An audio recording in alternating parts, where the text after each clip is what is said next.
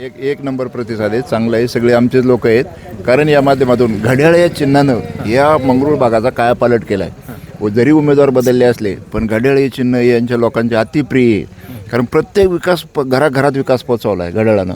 मग आता आमचे अतुल शेटबेनके आमदार असतील, माजी आमदार किंवा स्नेहलताई होत्या, पांडुरंग पवार असतील, ह्या सर्व मंडळींनी या भागाचा कायापालट केलेला आहे. इथं दिसणारं प्रत्येक काम हे राष्ट्रवादी काँग्रेसचं आहे. त्याच्यामुळं इथं सगळी आमची जीवाभावाची मंडळी आहेत. आणि आम्ही दोघंही पण योगायोगानं आम्ही दोघंही पण शिक्षण क्षेत्रात आहोत आणि आमची घराघरात मुलं आहेत. त्या मुलांना आम्ही भरपूर मदत करतो आहे. कोरोना काळात कितीतरी पालक काही गेले होते, त्यांना आम्ही दत्तक घेतले. अशी मुलंसुद्धा आम्ही शिकवतो. त्याच्यामुळं आमचं शिक्षण क्षेत्रात इथं महत्त्वाचं योगदान आहे. अडचणीचे पालक असतील, गरीब पालक असतील, त्यांना कुठं फी माफ करा, ही सर्व प्रकार आम्ही करतो आहे. त्यामुळे इथं आमचा स्नेहसंबंधसुद्धा भरपूर मोठा झालेला आहे.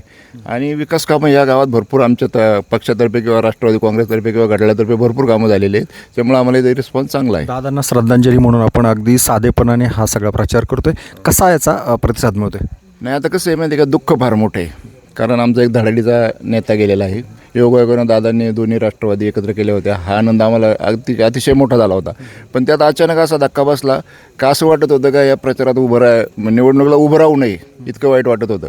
आणि योगायोगानं माझ्यासारखा एक कार्यकर्ता, मी सरपंच होतो का साकोरी गावचा 10-15 वर्ष, तर मला पहिल्यांदाच AB फॉर्म मिळाला घड्याळाचा.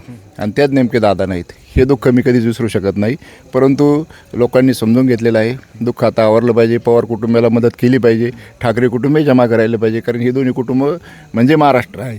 ह्या दोन्ही कुटुंबाच्या मागं सर्व जनता ह्या दोन्ही कुटुंबाच्या मागं भरभक्कमपणे उभी राहायला तयार आहे.